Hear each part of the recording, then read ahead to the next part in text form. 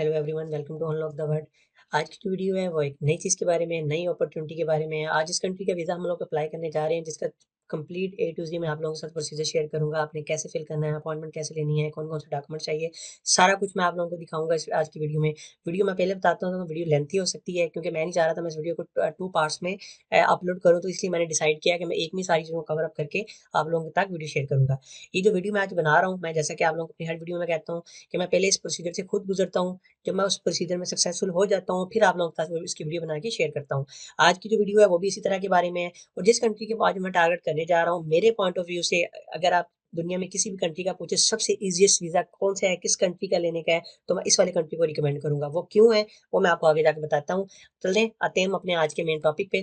Video को start करने से पहले अगर आप लोगों ने चैनल सब्सक्राइब नहीं किया तो ये मेरा न्यू चैनल है, इसको सब्सक्राइब कीजिएगा, क्योंकि मैं इस वाले चैनल पे वीजे के मतलब डिफरेंट कंट्री के अपॉइंटमेंट के मतलब वीजा डिफरेंट तरह के हो सकते हैं, बिजनेस वीजा, स्पाउस वीजा, और इसके साथ साथ इस तरह विजिटर वीजा, डिफरेंट तरह के वीजे में हर तरह की वीडियो डाला करूंगा। इसके साथ के साथ मैं आप लोगों को अपॉइंटमेंट के बारे में बताया करूंगा।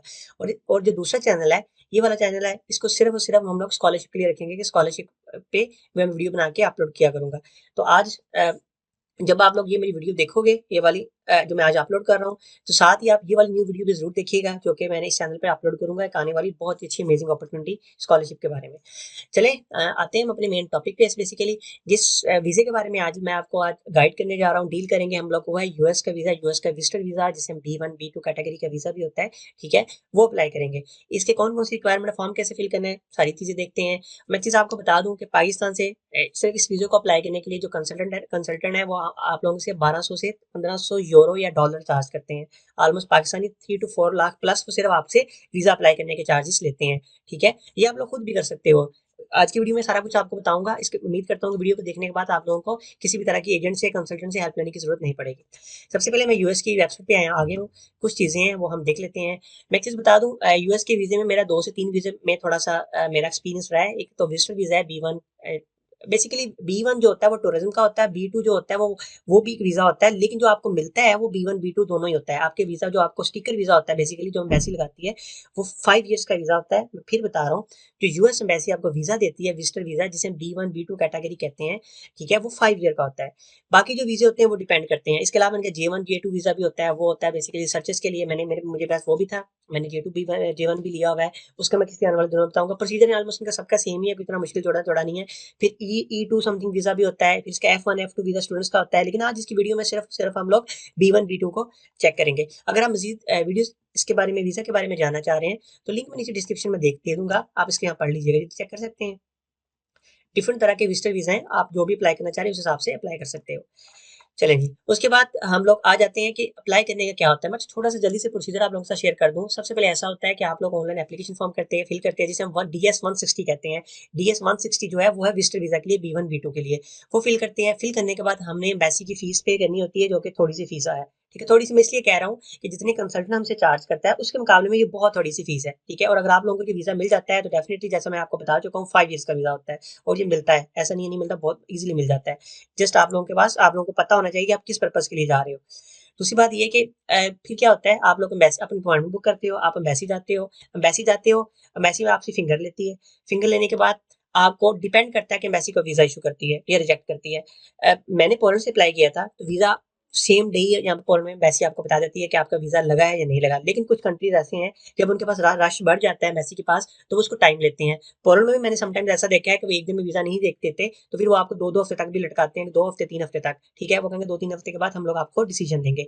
नहीं तो क्या होता है, वो आपको उसी टाइम आपको छोटा सा इंटरव्यू लेते हैं, और इंटरव्यू भी डिपेंड करता है, समटाइम्स वो इंटरव्यू लेते हैं, समटाइम्स इंटरव्यू नहीं लेते। अभी रिसेंटली कुछ ऑलमोस्ट साल पहले भी यूएस ने ये रिस्ट्रिक्शन हटाई थी कि पाकिस्तानी सिटीजन है उनसे B1 B2 का इंटरव्यू नहीं लिया जाएगा। लेकिन ये डिपेंड करता है बेसिस पे कि आप किस किधर से वीडियो देख रहे हो, उस हिसाब से आपसे होता है सारा।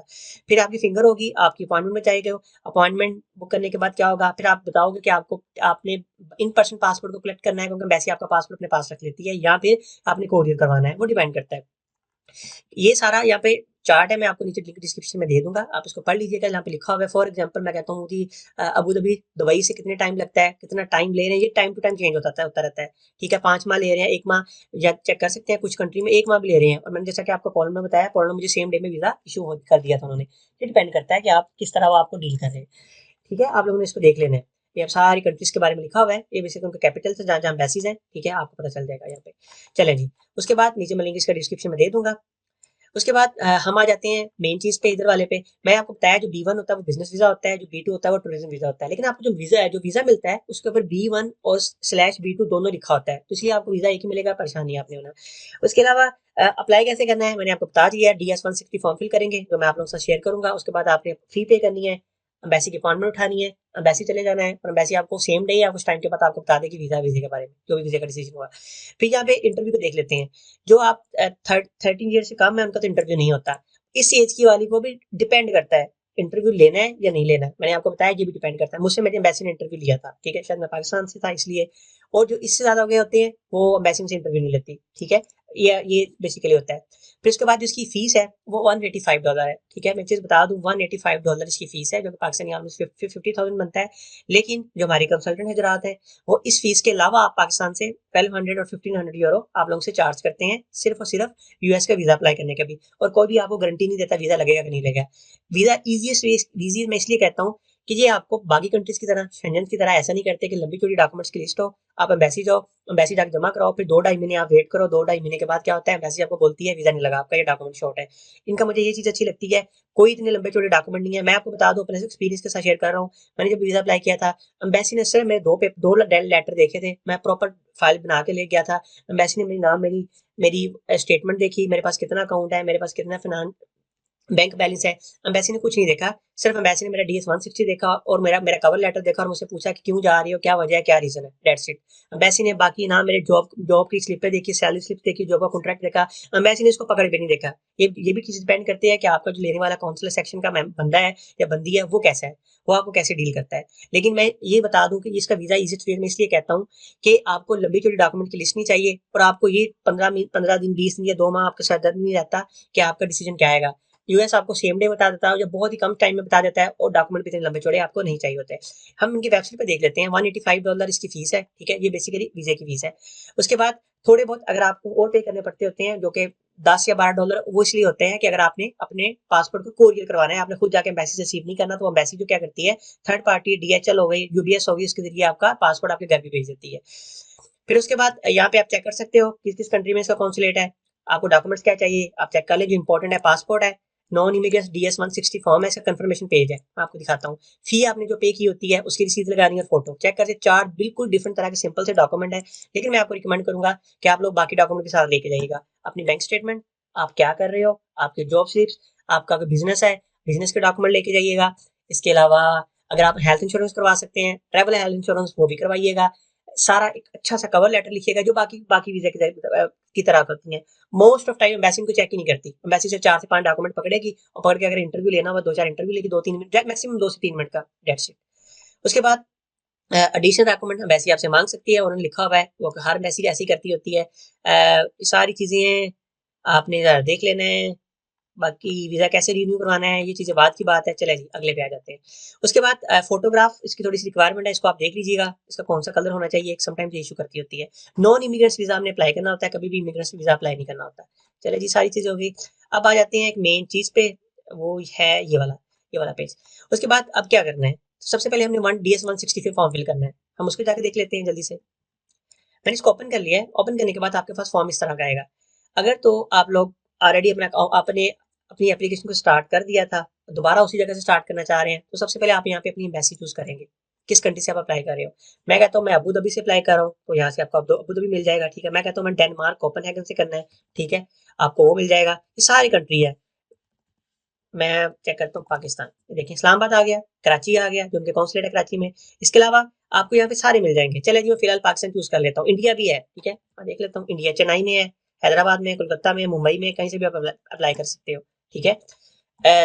पाकिस्तान में 2 ही हैं, तो पाकिस्तान में क्या करते हैं हम, मैं कहता हूँ मैं इस्लामाबाद से करना है। चलें, जैसे ही मैंने इसको इस्लामाबाद चूज किया है, मैं नीचे कैप्चा एंटर करूंगा। कैप्चा एंटर करने के बाद यहाँ पे फोटो के बारे में बताया हुआ है। अगर आप फर्स्ट टाइम अपनी एप्लीकेशन को स्टार्ट कर रहे हो, तो आप स्टार्ट एन एप्लीकेशन पे क्लिक करोगे। अगर आपने ऑलरेडी एप्लीकेशन स्टार्ट की थी और उसको कम्प्लीटली फिल नहीं किया, तो आप सारी डाटा यहाँ पे पुट करके, जो आपसे सबसे पहले एम्बेसी, नीचे वाला कैप्चा होगा, और आपने रिट्रीव एप्लीकेशन पे क्लिक कर देना है, तो आपकी एप्लीकेशन उधर से स्टार्ट हो जाएगी। मैं स्टार्ट से कर रहा हूँ, मैं इसको स्टार्ट एन एप्लीकेशन करता हूँ। जैसे ही मैंने एप्लीकेशन स्टार्ट की है, वो मुझे टर्म्स एंड कंडीशन के बारे में पूछ रहा है, मैं जल्दी से इसको यस कर लेता हूँ। यस करने के बाद मैंने एक कैप्चा यहाँ पे दिख रहा हूँ, आंसर सेलेक्ट करना पड़ेगा। चलिए मैं इसको यहाँ पे अपने जो सिक्योरिटी क्वेश्चन है उसको देख लेता हूँ। मेरा एप्लीकेशन फॉर्म फिल करना स्टार्ट हो गया। मैं इसको फिल नहीं करूंगा, अगर मैं इसको फिल करने बैठा तो बहुत टाइम लगेगा, मैं लेकिन मैं एक एक पॉइंट बताऊंगा। सबसे पहले आपका सर नेम है। अगर आप पाकिस्तान इंडिया से बिलोंग करते हो तो हमारा सर नेम हमेशा वही होता है जो आपका फादर नेम होता है। आपके पासपोर्ट पर भी लिखा होगा, आपने यहाँ पे वो लिखना है। गिवन नेम आपका नाम होता है, ठीक है। ये अगर आपको कोई भी नेटिव अल्फाबेट में नहीं है, इस पर डज नॉट अप्लाई लिख दें। फिर उसके बाद वो आपसे पूछ रहा है कि आपने कभी नाम चेंज किया है। अगर किया है यस या नो, या उसको आपने पढ़ना है। उसके बाद आपका कोई टैली कोड जो आपके नाम को रिप्रेजेंट करता हो, कोई ऐसा सीन नहीं है। फिर उसके बाद आपने अपना जेंडर सेलेक्ट कर लेना है, ठीक है। उसके बाद आपका मैरिटल स्टेटस क्या है, आपने सिंगल है जो भी है। प्लेस ऑफ बर्थ आ गई आपकी। मेरा जैसे लाहौर से हूँ फॉर एग्जाम्पल, मैंने यहाँ पर डेट लिखूंगा, लाहौर लिखूंगा, पंजाब लिखूंगा और पाकिस्तान लिखूंगा। बहुत ही सिंपल सी चीजें हैं। करने के बाद आप इसको नेक्स्ट करोगे। अगर नेक्स्ट करोगे तो क्या होगा, चले मैं आपको जल्दी से फिल करके पहले दिखाई देता हूँ, चीज दिखाता हूँ। चले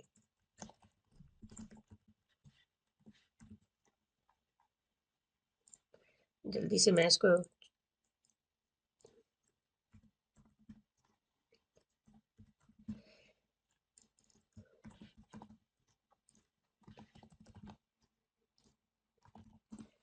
चले जी मैं सब कुछ कर लिया। अगर मैं सेव करूंगा तो ये मेरा फॉर्म सेव हो जाएगा। चलो पहले सेव करता हूँ, सेव करूंगा, ठीक है। आप चेक कर लें। एग्जिट करेंगे तो एप्लीकेशन से बाहर चले जाएंगे, और कंटिन्यू करेंगे तो आप वहां से स्टार्ट हो जाएंगे। करने के बाद ये सारी चीजें मैंने फिल कर दी थी, मैं इसको सेव मैं हर दफा नहीं करूंगा। अगर आप लोगों के पास सारे डॉक्यूमेंट्स हैं तो आप इसको कंटिन्यू कर सकते हो, ठीक है। या अगर आपके पास डॉक्यूमेंट नहीं है, आपने हाफ एप्लीकेशन फॉर्म फिल किया है तो सेव करेंगे तो नेक्स्ट टाइम आपका वहां से स्टार्ट होगा। नेशनलिटी क्या है आपकी, डेफिनेटली पाकिस्तानी है, या जो भी है आपकी। कोई और नेशनलिटी है आपके पास, या किसी थर्ड कंट्री में क्या आपके पास रेजिडेंट है उनके, अपने हिसाब से लिखना है। फॉर एग्जाम्पल मैं जैसे मैं हूँ, मैं फॉरन में रह रहा हूँ या फ्रांस में होता हूँ, तो मैं अपने हिसाब से स्टेटस के बारे में लिखूंगा। अगर आप लोग दुबई में हो, सऊदीया में हो, जिधर भी डेनमार्क में, जहाँ भी हो, अपने हिसाब से लिखोगे। नेशनल आइडेंटिफिकेशन नंबर क्या होता है, ये आपका सीएनएसी नंबर होता है। आप लिखना चाहिए, आपको जरूर लिखें पाकिस्तान का सीएनएसी नंबर या इंडिया का सीएनएसी नंबर, जहाँ से भी आप वीडियो देख रहे हो। उसके बाद आपके पास सोशल नंबर नहीं है यूएस का, छोड़ दें इसको। यूएस का टैक्स नंबर नहीं है क्योंकि आपका भी गया ही नहीं है, उसको लिखें। अगर ये भी आपके पास है तो लिख दें, नहीं तो खाली छोड़ें, लेकिन मैं आपको रिकमेंड करूंगा आप लाजमी लिखें। चले जी, मैंने ये जल्दी से करने के बाद इसको भी आगे कर देते हैं, छोटा सा फॉर्म है, मैं इसको नेक्स्ट कर देता हूँ। नेक्स्ट के बाद वो आपसे पूछ रहा है मेरा पर्पज ऑफ ट्रैवल क्या है, मैं किस मकसद के लिए जा रहा हूँ। तो मैं यहाँ से जल्दी से पहले क्या करता हूँ, मैं विजिट देख देता हूँ। विजिट, ये देखें, ठीक है। मैंने आपको बताया था B1 B2 होता है, मैंने बी सेलेक्ट कर लिया, ठीक है। मैं विजिट है के लिए जा रहा हूँ। उसके बाद वो पूछ रहे हैं किस पर्पज के लिए जा रहे हैं। यहाँ से आप, मैंने आपको बताया था, लेकिन आपको वीजा B1 B2 दोनों का मिलता है। आप टूरिज्म के लिए जा रहे थे, B2 कर लें या B1 B2 दोनों कर लें, मैं इसको कर लेता हूँ, ठीक हो गया। उसके बाद आपने अपना ट्रैवल प्लान बनाया है, जी बिल्कुल बनाया है। ट्रैवल प्लान बेसिकली ये होता है कि आपने कब जाना है। तो आप ये काम कीजिएगा, जब आप वीजा अप्लाई करो तो आप कम से कम 4 माह, 3 से 4 माह बाद का बताएं उन्हें, क्योंकि जैसे मैंने आपको बताया कुछ मैसेज ऐसी हैं एलसी है, वो 3-3 माह भी लेती है वीजे को प्रोसेस करने में। तो आप 4 माह बाद का बताएं कम से कम। जैसे कि आज मैं वीडियो जो बना रहा हूँ वो 22 जून बना रहा हूँ, तो मैं उनको बोलूंगा जी मैंने तो अक्टूबर में जाना है, तो डेट ऑफ अराइवल कोई लिख दें, ठीक है। मैं कहता हूँ जी मैंने यहाँ पे मैंने नवंबर में जाना है फॉर एग्जाम्पल। आपकी फ्लाइट नंबर क्या है, फ्लाइट अराइवल फ्लाइट क्या है। अराइवल फ्लाइट बेसिकली ये होती है कि आप किस एयरपोर्ट पे लैंड करोगे। फॉर एग्जाम्पल जल्दी से मैं कह देता हूँ कि मैंने चैपल हिल जाना है, चैपल हिल का एक सिटी है, मैं से कह देता हूँ मैंने न्यूयॉर्क जाना है, मैंने सैन फ्रांसिस्को जाना है। चले जी मैं न्यूयॉर्क लिख देता हूँ, पूरा लिखना है आपने, न्यूयॉर्क एयरपोर्ट का नाम पूरा लिखना है, ठीक है। आप उसको एयरपोर्ट को लिख दें पूरा कॉपी करके। अगर आपको नहीं पता तो सिंपल आप सिटी का नाम लिख दें, किधर क्या फॉर्म हो, चलिए आपने फॉर्म का नाम लिख देना है। अराइवल सिटी क्या है, ठीक है। वो भी आपका न्यूयॉर्क की है, क्योंकि अगर आपकी कनेक्टिंग फ्लाइट आप न्यूयॉर्क जाओगे तो न्यूयॉर्क से एक और फ्लाइट पकड़ के आप वाशिंगटन डीसी जाते हो, तो यहाँ पे आप वाशिंगटन डीसी का नाम लिखोगे। लेकिन आप विजिट के लिए जा रहे हो तो कोशिश करें एक ही सिटी को चूज करें कि आप उसी को फिरना चाह रहे हो, उसका नाम लिखें। उसके बाद डेट ऑफ डिपार्चर क्या है कि आप वापस कब आओगे। एक चीज बता दूं, बेशक 5 ईयर्स का वीजा है, आपने एम्बेसी में कवर लेटर में यही मेंशन करना है कि आप 10 से 12 दिन के लिए जा रहे हो। आप मैक्सिमम 2 वीक्स के लिए जा रहे हो, आप उससे ज्यादा के लिए नहीं जा रहे। तो आपने इसको, आप जैसे मैंने ऊपर लिखा है मैं 12 नवंबर को ट्रैवल करूंगा फॉर एग्जाम्पल, तो मैंने यही लिखा है कि मैंने आगे 12 दिन लगा लेता हूँ कि मैं 2 वीक्स के लिए जा रहा हूँ। मैंने कह देता हूँ जी मैं फॉर एग्जाम्पल मैंने 24 को वापस आ जाना है, ठीक है। डिपार्चर ये होता है कि आप उधर से कब वापस आ रहे हो, यूएस से। मैं कहता हूँ कि मैंने नवंबर में और 2025 में वापस आ रहा हूँ। डिपार्चर फ्लाइट क्या है कि आपकी वापसी की फ्लाइट किधर से होगी। अगर आप न्यूयॉर्क पे अराइवल किया है तो फुल नाम लिखना है, मैं फिर कह रहा हूँ, मैं ये कहता हूँ मैं न्यूयॉर्क से वापस आ रहा हूँ। डिपार्चर सिटी क्या है ये लिखें, ठीक है। मैं एक चीज बता दूं, अराइवल फ्लाइट से मतलब है कि आपकी फ्लाइट, फ्लाइट का मतलब तो जहाज, ठीक है। जिस तरह पाकिस्तान से किस जहाज पे जा रहे हो, मोस्ट ऑफ पाकिस्तान से हमें जाती है तुर्किश एयर जाती है, कतर जाती है, तो मैं कहता हूँ फिर मैं कतर लिख देता हूँ, कतर एयरवेज, ठीक है। उसको कॉपी करके लिख देता हूँ। इस जगह पर आपने फ्लाइट का लिखना है कि किस फ्लाइट पे जा रहे हो पाकिस्तान से, ठीक है। अ, अगर जिस तरह मैं था, मेरे केस में एयर फ्रांस या डेल्टा एयर थी, डेल्टा जो यूएस की एयरलाइन है, डेल्टा तुमसे पाकिस्तान नहीं आती, फ्रांस आती है, तो आप चेक कर ले जो भी आपको टिकट कन्वीनियंट पड़ती है। जस्ट आपने इनको एक रैंडमली प्लान देना होता है कि आप किस स्टेट को ट्रैवल करोगे, किधर से किस सिटी में आप उतरोगे, आपकी फ्लाइट लैंड करेगी और वापस आप किस सिटी से वापस आओगे। मैंने वही लिखा, मेरी सेम एयरलाइन थी। सिटी मेरा कौन सा था, मैंने कहा जी मैं न्यूयॉर्क पहुंचूंगा और वापस भी न्यूयॉर्क से ही पाकिस्तान आऊंगा, ठीक है। उसके बाद वो कह रहे हैं कि आप अपनी लोकेशन बताएं, प्लान करें कि आप किधर विजिट करना चाह रहे हो। तो डेफिनेटली आपने लिखा ही होगा, आपने सोचा होगा कि आपने किधर किधर जाना है। यहाँ पे आप उसको मल्टीपल भी ऐड कर सकते हैं, या मैं कह देता हूँ फॉर एग्जाम्पल अभी के लिए मैं न्यूयॉर्क लिख देता हूँ, ठीक है। उसके बाद आप स्टे किधर करोगे, आपके पास होटल की रिजर्वेशन होना जरूरी है, ठीक है। बेशक आप उसको बुकिंग डॉट कॉम से कर लें, ये आप लोग वो ना कीजिएगा, फ्री हो जिसपे आपको पे करना पड़ता है। बुकिंग डॉट कॉम से आप बहुत सारी रिजर्वेशन ऐसी होती हैं जो कि आपको एट द स्पॉट पे करना पड़ता होता है, ठीक है। आप उसकी कंफर्मेशन लिखेंगे, आपको स्ट्रीट का नाम मिल जाएगा। चलिए मैं दिखा देता हूँ, अगर मेरे पास कोई पड़ा हुआ तो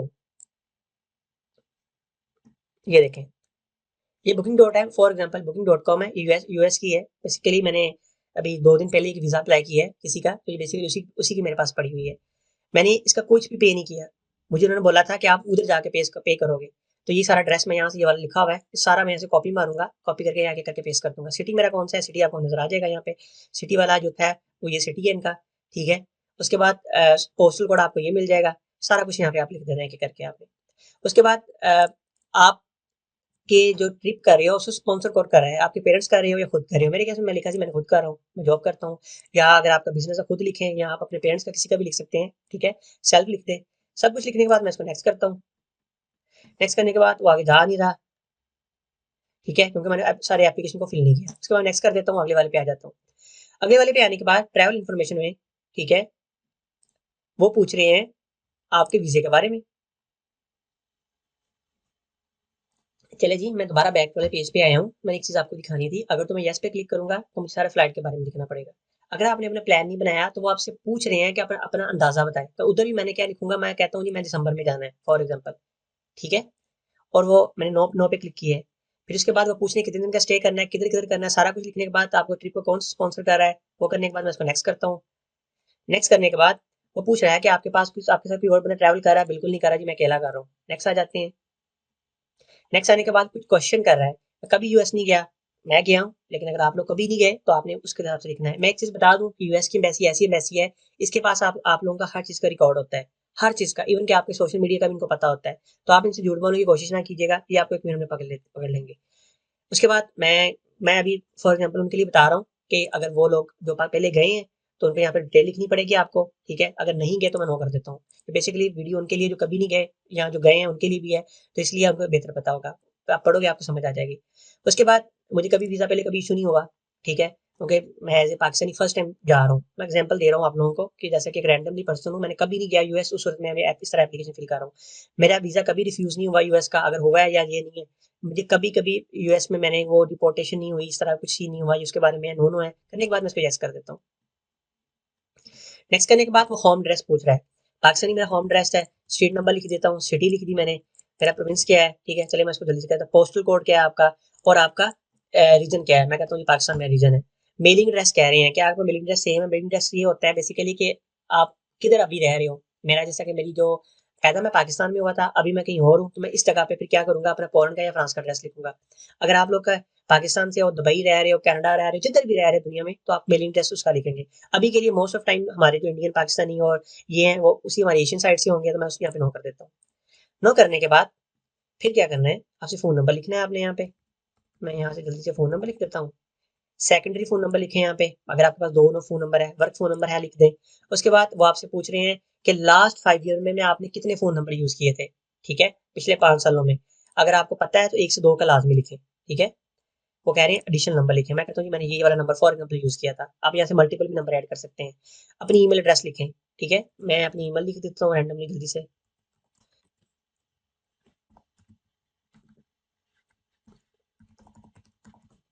लिखने के बाद फिर क्या होगा, क्या आप किसी पिछले 5 सालों में आपने कितनी ईमेल यूज की हैं। ऊपर आपसे नंबर का पूछ रहे हैं, यहाँ पे ईमेल का पूछ रहे हैं। आप यस करोगे तो आपको यहाँ पे सारी ईमेल लिखनी पड़ेंगी, आपने कितनी कितनी आपने यूज की हैं। ठीक है, झूठ मत बोलिएगा, अगर सारी याद नहीं है तो एक दो लाजमी लिखिएगा। मैंने अभी कह देता हूँ जी मेरे पास कुछ नहीं है, मैंने कोई नहीं यूज की। ठीक है, फॉर एग्जाम्पल मैं इसका भी कहता हूँ मैंने कुछ नहीं यूज किया, कभी कोई ईमेल यूज नहीं की। उसके बाद जो मेन चीज मैं आपको हमेशा से कहता हूँ, इनके पास आपको हर चीज का रिकॉर्ड होता है। वो आपसे कह रहे हैं अपने फेसबुक का अपना लिंक दें। ठीक है, तो अगर आपने कभी कुछ गलत किया नहीं तो डेफिनेटली आपको देना चाहिए। उसके बाद लिंक्डइन का दे दें अगर आपके पास है। अगर आपके पास नहीं है कुछ भी, और लिंक देने से पहले कोशिश कीजिएगा कि आपकी जो आपकी टाइमलाइन है, फेसबुक की प्रोफाइल है, वो बिल्कुल साफ हो। कोई इस तरह की कोई ऐसी पोस्ट ना हो जिससे उनको शक पड़े और आपका वीजा वो रिफ्यूज करे। ठीक है, तो उसको स्टार्ट करने से पहले, एप्लीकेशन फॉर्म फिल करने से पहले अपनी प्रोफाइल को, जिसका भी आप लिंक दे रहे हो, उसमें कोई ऐसी पॉलिटिकल पोस्ट ना हो। ठीक है, पॉलिटिकल पोस्ट का आप लोग समझदार हो, मैं उसका नाम नहीं लेना चाह रहा, जो अभी करंट सिचुएशन चल रही है दुनिया में, कोई ऐसी पोस्ट ना हो, इससे आपके वीजा के चांसेस रिजेक्ट होने के बहुत ज्यादा होते हैं। ठीक है, आपने यहाँ पे लिख देना है, अगर हाँ है तो ठीक है, नहीं है तो छोड़ो उसको, लेकिन लिखें लाजमी अगर आप लोगों के पास है। उसके बाद वो कह रहे हैं कि पिछले 5 दिनों में कोई ऐसी वेबसाइट है उस पे आपने कोई पिक्चर वगैरह शेयर किया हूँ। मैं कहता हूँ कि मैंने कुछ भी नहीं किया। उसके बाद मैं उसको नेक्स्ट कर देता हूँ। नेक्स्ट हमारे पासपोर्ट की डिटेल आ जाती है। नहीं जी, मेरा कोई एरर दे रहा है, वो ठीक हो गया, एरर दे रहा था। चलिए मैं दोबारा इसको करता हूँ। अभी भी मुझे एरर दे रहा है, उसकी रीजन ये है कि मैंने सोशल मीडिया का अकाउंट नहीं डाला हुआ, तो यहाँ पे कुछ ना कुछ आपको देना पड़ेगा, या नन कर दूं, अब होगा। चलिए, ठीक है, आगे वो पासपोर्ट की डिटेल मांग रहा है। हमारा जो पासपोर्ट होता है मोस्टली डिप्लोमेटिक नहीं होता, सिंपल रेगुलर पासपोर्ट होता है। पासपोर्ट का नंबर लिख देना, मैं यहाँ पे कोई रैंडमली नंबर लिख देता हूँ यहाँ पे। उसके बाद बुक नंबर क्या होता है, बेसिकली बुक नंबर आपके पासपोर्ट के नीचे आपके छोटा सा नंबर होता है 6 से 7 डिजिट्स का, आपने वो लिखना है। वो होता भी सारा इस तरह नंबर्स की फॉर्म में है। ठीक है, अगर आपको पता चल गया ठीक है, वरना इसको डज नॉट अप्लाई कर दें। पासपोर्ट आपका पाकिस्तानी है, कहाँ सिटी कहाँ से इशू हुआ था, मेरे केस में मैं कहता हूँ मुझे सही वाल से इशू इशू हुआ था।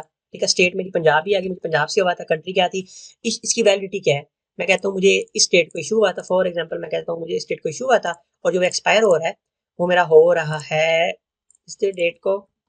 चलें जी, ठीक है। उसके बाद कभी आपका पासपोर्ट गुमा है, मेरा कभी नहीं घुमा। ठीक है, मैं इसको यस कर देता हूँ। कॉन्टैक्ट पर्सन का नाम लिखना है कि यूएस में, आप यूएस में किसी को जानते हो तो कोशिश कीजिएगा कि आप ना ही लिखें तो बेहतर है। आप इनके बारे में अगर लिखना चाहें तो फिर उस बंदे का आपको डॉक्यूमेंट्स लगाना पड़ेगा साथ। फॉर एग्जांपल अगर आपके रिलेटिव्स है, वो यूएस में उनका सिटीजन है, बड़े लंबे से रह रहा है, उसका कोई बुरा रिकॉर्ड नहीं है, फिर उसका आप उसका डाटा भी लिखेंगे, उसका कोई आईडी कार्ड या उसका वहाँ का रेजिडेंस कार्ड कुछ साथ अटैच करें, ताकि एम्बेसी को लगे कि वो बंदा बिल्कुल जेन्युइन है। अगर है तो यहाँ पे उसका नाम सरनेम लिखें, नहीं है तो खाली छोड़ दें। ठीक है, ऑर्गेनाइजेशन भी खाली छोड़ दें। रिलेशनशिप क्या है आपका उस बंदे के साथ, दोस्त है, फ्रेंड है, क्या है, उस हिसाब से लिख देना आपने। चले जी, मैं अभी कह देता हूँ मेरा स्कूल ऑफिशियल था या फ्रेंड था, जो भी लिखना है, या मैं इसको कहता हूँ डज नॉट अप्लाई। ठीक है, रिलेशन क्या है आपका ऊपर वाले बंदे के साथ। आगे आ जाते हैं, फैमिली के बारे में पूछ रहे हैं कि मैं इसको करना भूल गया था।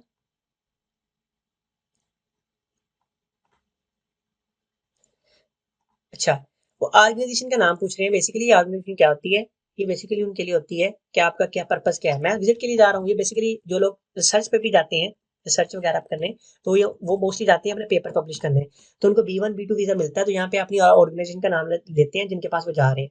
मैंने यहाँ पे विजिटर पर्पज लिख दिया है। ठीक है, विजिट पर्पज। ठीक है, उसके बाद नीचे आ जाते हैं, डज नॉट अप्लाई। अभी चेक कर लेते हैं, अभी भी मुझे कोई मसला कर रहा है, वो क्या कर रहा है।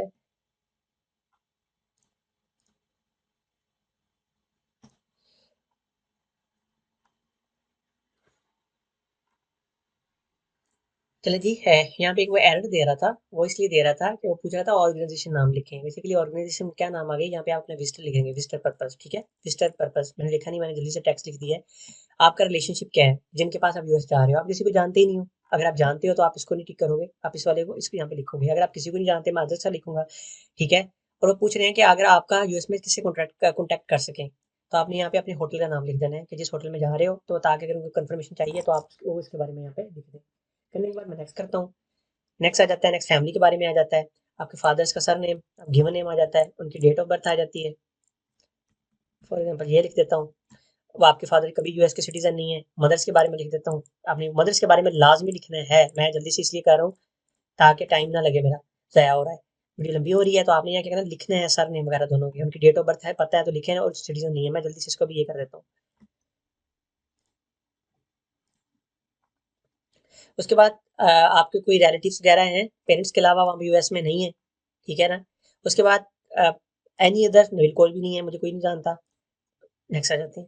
नेक्स्ट आने के बाद वो आपसे पूछ रहा है आपकी प्राइमरी एजुकेशन क्या है, आप जो भी पढ़े हो, क्या कर रहे हो, क्या सीन है, उसके बारे में लिख देना। स्टूडेंट हो, जॉब करते हो, बिजनेस करते हो, अगर कुछ नहीं पता तो आप अदर्स में लिखते हैं। ठीक हो गया। अदर लिखने के बाद आप यहाँ पे अगर बिजनेसमैन है, अगर आपको यहाँ से कोई नहीं ऑप्शन मिल रहा है आपका वाला, ठीक है, रिटायर्ड हो, क्या कर रहे हो, क्या है, कंप्यूटर साइंटिस्ट हो, जो भी हो, उस हिसाब से आपने यहाँ पे लिख देना है, ठीक है। अगर ये बेसिकली उनके लिए है कि आप इस फील्ड में काम कर रहे हो, अगर आप वो चूज करोगे तो यहाँ पे आपको अपने एम्प्लॉय की डिटेल लिखनी पड़ेगी कि आप किधर किधर काम कर रहे हो। और दूसरी बात ये कि अगर आपके पास नहीं है तो आप अदर्स पे चले जाओ, स्टूडेंट पे चले जाओ, फिर आपको लिखना पड़ेगा करंटली आप किधर पढ़ रहे हो, यहाँ पे उसके बारे में डिटेल सारी लिखनी पड़ेगी। चले जी, मैं अभी स्टूडेंट का लिख देता हूँ फॉर एग्जाम्पल। जहाँ वरना आपने अपनी जॉब वगैरह को सिलेक्ट करना है, एम्प्लॉयर की डिटेल लिखनी है। मैं जल्दी से इसको कर देता हूँ। पाकिस्तान है, मैंने जॉब कब स्टार्ट की थी या मैं स्टूडेंट कब स्टार्ट हुआ था, मैं जल्दी से इसके बाद लिख देता हूँ। उसके बाद मंथली इनकम का पूछ रहे हैं, ठीक है, अगर आप काम कर रहे हो, ठीक है, आप मंथली इनकम के बारे में लिखें, ठीक है। ऑक्यूपेशन का मतलब ये होता है कि आप क्या कर रहे हो अभी। मैं लिख देता हूँ डेफिनेटली अगर आप जॉब कर रहे हो तो अपनी सैलरी लिखेंगे यहाँ पे। अगर आप लोकल करेंसी में, मैं पाकिस्तान से वीजा अप्लाई कर रहा हूँ तो डेफिनेटली मैं पाकिस्तान की करेंसी का लिखूंगा। मैं कहता हूँ जी मेरी 3 लाख है, एग्जाम्पल दे रहा हूँ। अगर आप बिजनेसमैन है, अगर आपकी डेफिनेटली ज्यादा जरूर लिखें, नहीं है तो आप उसको ये करते हैं। करने के बाद नेक्स्ट आ जाते हैं।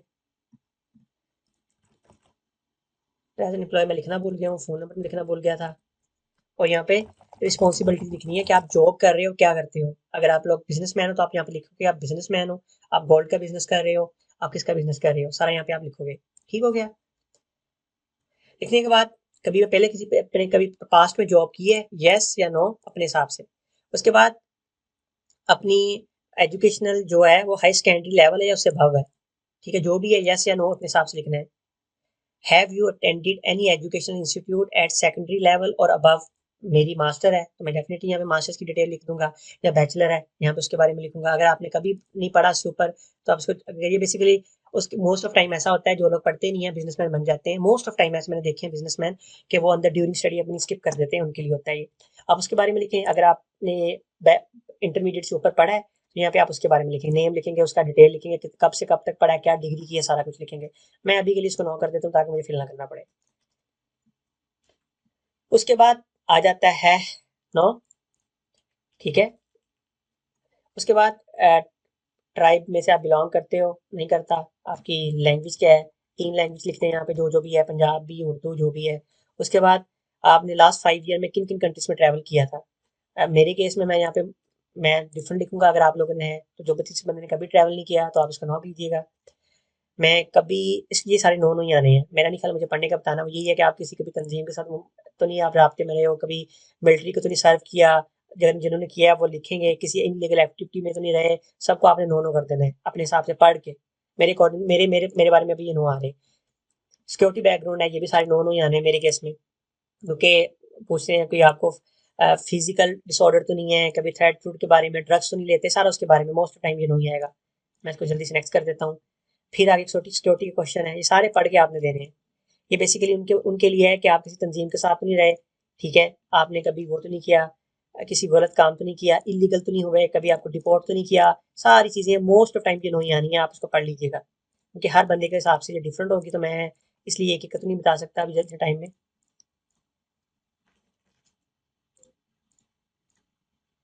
चलें जी, ओके कर दिया। अब लास्ट स्टेप पे आ गए हम लोग। इस पे हम लोगों ने क्या करना है, फोटो देनी है उनको अपनी। फोटो मैं अपलोड कर देता हूँ जल्दी से, फोटो मुझे मिल जाए कोई जल्दी से।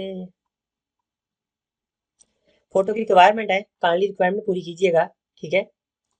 रिक्वायरमेंट पूरी करोगे तो फिर ही आपकी अपलोड होगी। वो कह रहे हैं मेरा वो मसला है।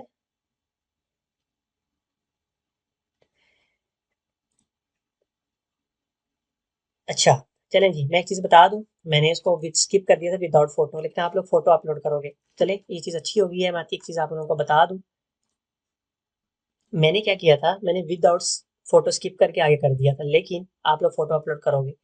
ये वाला एक एप्लीकेशन नंबर होता है, ठीक है? ठीक है? आपने क्या करना है, इसको सँभाल के रखना है, क्योंकि नेक्स्ट टाइम जब भी आप एप्लीकेशन पे लॉगिन होंगे तो इस नंबर से होंगे। मैंने इसको कॉपी करके रख लिया है, ठीक है? अब मैं आपको दिखाता हूँ। फॉर एग्ज़ाम्पल अगर किसी वजह से आपको एप्लीकेशन बंद करनी पड़े, तो आपने क्या करना है, दोबारा इधर आ जाना, DS 160 पे फिल करना है, ओपन करना है। ओपन करने के बाद यहाँ से हमने एम्बेसी चूज़ करनी है। मैंने पाकिस्तान इस्लामाबाद की थी, ठीक हो गया। उसके बाद क्या करना है, मैं यहाँ पे कैप्चा लिख दूँगा, ये मैं उनके लिए बता रहा हूँ, अगर आप किसी वजह से आपकी एप्लीकेशन बंद होगी, आपने वहाँ से कैसे ओपन करनी है। फर्स्ट टाइम जब आए थे हमने स्टार्ट एन एप्लीकेशन चूज़ किया था, अब हम रिट्रीव एन एप्लीकेशन चूज़ करेंगे। उसके बाद वो वाला जो नंबर होगा वो यहाँ पे मैं कॉपी करके लिखूँगा, मैं रिट्रीव पे क्लिक करूँगा, मुझे सिक्योरिटी क्वेश्चन पूछ रहा है, ठीक है? मैं यहाँ पे सिक्योरिटी क्वेश्चन जो मैंने सेट किए हुए थे मैं वो लिखूँगा। चलें जी, मैंने आपको जैसा कि दिखाया था, मैंने अपने नाम के फर्स्ट 5 लेटर लिखे हैं, अपनी बर्थडे का ईयर लिखना है जो आपने एप्लीकेशन फॉर्म करते हुए फिल किया था, और आपने सिक्योरिटी क्वेश्चन भी सेट किए थे, मैंने आपको स्टार्ट पे दिखाया था। जब आप एप्लीकेशन स्टार्ट करोगे तो आपसे 5 सिक्योरिटी क्वेश्चन पूछेगा, 3 तो आपने कोई लिख देने, आपके बेस्ट फ्रेंड का नाम क्या था, आप किस स्कूल से पढ़े हो, आपकी मदर्स का नाम क्या था। मैंने अपनी मम्मा का नाम सेट किया सिक्योरिटी क्वेश्चन में, मैं वो लिखूंगा, ठीक है? मैं आपको दिखा भी देता हूँ। यहाँ पे मैं उसका नाम लिखूंगा, यहाँ पे बर्थडे जी लिखूंगा, रिट्रीव पे क्लिक करूंगा तो मेरी एप्लीकेशन वहाँ से दोबारा स्टार्ट हो जाएगी जहाँ से हमने बंद की थी। नेक्स्ट फोटो पे आ जाते हैं। फोटो पे आने के बाद वो दोबारा आपसे फोटो मांग रहा है, मैं जल्दी से फोटो अपलोड कर देता हूँ। चलिए जी, मैंने अपनी पिक्चर्स को अपलोड कर दिया है। पिक्चर जब आप अपलोड करते हो तो मोस्ट ऑफ टाइम आपको एरर देता है, क्योंकि इसकी पिक्चर की कुछ रिक्वायरमेंट्स हैं, आप इसको जरूर देखिएगा। ग्लासेस वाली पिक्चर आप लोगों ने अपलोड नहीं करनी है, उसको ये लोग एक्सेप्ट नहीं करते, ठीक है? और नकाब शकाब किया हो जिस तरह आप मोस्टली हिजाब शकाब करते हैं, इस तरह भी ये लोग एक्सेप्ट नहीं करते। इस वाली को लाजमी पढ़ लीजिए रिक्वायरमेंट को, नहीं तो मेरी आप पिक्चर से हिंट ले सकते हो। मैंने एक पिक्चर अपलोड की है, ठीक है? इस तरह की पिक्चर, ठीक है? अपलोड करने के बाद मैं कंटिन्यू यूजिंग दिस पिक्चर करता हूँ। करने के बाद इस तरह का आ गया है आपसे, ठीक है? मैं नेक्स्ट करता हूँ, वो मेरी कह रहा है जी एप्लीकेशन रिव्यू हो जाना शुरू हो गई है। ये सारी एप्लीकेशन मुझे रिव्यू कर रहा है जो मैंने डाटा फिल किया। Next next next next next करते करते करते एंड वाले पे जाके मैं पे करना होता है हमने, जो $185 इनकी फ़ीस है वो हमने पे करनी है। मैं दिखा भी देता हूँ आपको कि कैसा आपको लगेगा एंड पे जाके। फॉर्म को आपने बहुत अच्छे से फिल करना है। मैंने आपको वीडियो में एक-एक चीज़ बताई है, अगर आपको फिर भी कोई मसला हुआ तो आप लोग मुझे मैसेज करके पूछ सकते हैं, ठीक है? ये चेक कर लें, सबमिट का आ गया है। नीचे यहाँ पे मैं कैप्चा लिखूँगा, जैसे ही मैं कंफर्म करूँगा मेरा एप्लीकेशन सबमिट होगा और अगले पेज पे मुझसे जाके फ़ीस माँगेगा। तो आप लोगों ने $185 जो फ़ीस है वो पे करनी है कार्ड के ज़रिए, मास्टर या वीज़ा कार्ड के ज़रिए, किसी से भी आप पे कर सकते हो, ठीक है? पे करने के बाद आप एक रसीद आपके पास डाउनलोड हो जाएगी और आपको नीचे वो बोलेगा कि आपने जो फॉर्म फिल किया है, अगर आपको किसी कंफर्मेशन चाहिए या तो डाउनलोड कर लो या प्रिंट कर लो या ईमेल कंफर्मेशन कर लो। अगर आप ईमेल कंफर्मेशन पे क्लिक करोगे तो आपकी ईमेल पे इसकी कॉपी चली जाएगी, और साथ-साथ मैं आपको रिकमेंड करूँगा प्रिंट भी कर लें। 2 नीचे प्रिंट का बटन भी होगा, उसको सेव कर लीजिएगा। मैं आपको दिखा देता हूँ वो होता कैसे है, ठीक है? सबसे पहले ये वाला वीज़ा फॉर्म है, ठीक है? जो मेरा था, आप लोगों ने इसको ऐसे फिल करना है। ये वही चीज़ है जो मैंने फिल की हुई है, सारा ये वाला। लेकिन आप इसको एम्बेसी साथ नहीं लेके जाओगे। वो खुद कहते हैं कि हमें ये चीज़ मिल गई है, आपको एम्बेसी लाने की ज़रूरत नहीं है। उसके बाद ये वाला एक अपॉइंटमेंट का फेज़ होता है, जब आप अपॉइंटमेंट बुक करोगे। वो मैं आपको अगली वाली वीडियो में दिखाऊँगा, क्योंकि इस वाली वीडियो में कवर अप किया तो वीडियो बहुत लंबी ऑलरेडी हो गई है। तो इस वाले मैं अगली वीडियो में आपको दिखाऊँगा जब आप अपॉइंटमेंट बुक करोगे। ये वाली कन्फर्मेशन होती है, इसको आपने एम्बेसी लाज़मी लेके जाना है। ठीक है? ये 2 पेजेज़ की है। ये वही चीज़ है जो मैंने आपको बताई है कि जब आप फॉर्म फिल करके एप्लीकेशन फीस पे कर दोगे, एंड पे कुछ जो आपको बोलेगा ईमेल कन्फर्मेशन और प्रिंट द फॉर्म, ये वही चीज़ है। ठीक है? आपने इसको 2 पेज को प्रिंट करके साथ लेके जाना है, अपने पासपोर्ट के साथ, ओरिजिनल के साथ। ये कवर लेटर है, ये पेमेंट चीज़ ये है कि मैं आपको नेक्स्ट वीडियो में बताता हूँ। ये तो थी complete video B1 B2 visa का एप्लीकेशन फॉर्म फिल करने के लिए। वीडियो बहुत लंबी हो गई है, बहुत ज़्यादा सॉरी, माज़रत खां हूँ मैं आप लोगों से। मैंने कोशिश तो मेरी थी कि मैं इसको कवर अप करूँ, लेकिन छोटी-छोटी चीज़ें बताते-बताते वीडियो बहुत लंबी निकल गई है। लेकिन अब जो अपॉइंटमेंट का वीडियो है वो मैं नेक्स्ट वीडियो में डालूँगा, और मैं जब आप ये वीडियो देखोगे, इसी वीडियो के नीचे डिस्क्रिप्शन में मैं वीडियो उसका सेपरेट से लिंक दूँगा, जो कि आपने अब अपनी अपॉइंटमेंट को कैसे बुक करना है। ठीक है? वो वाली सिर्फ़ और सिर्फ़ अपॉइंटमेंट पे होगी, और ये वाली सिर्फ़ और सिर्फ़ वीज़ा एप्लीकेशन फॉर्म फिल करने पे है कि क्या होना है। जब भी आप लोग ये वीडियो देखें तो नीचे जो लिंक डिस्क्रिप्शन में दिया होगा उसको भी देखिएगा। वो नेक्स्ट वीडियो किस पे होगी, अपॉइंटमेंट के बारे में।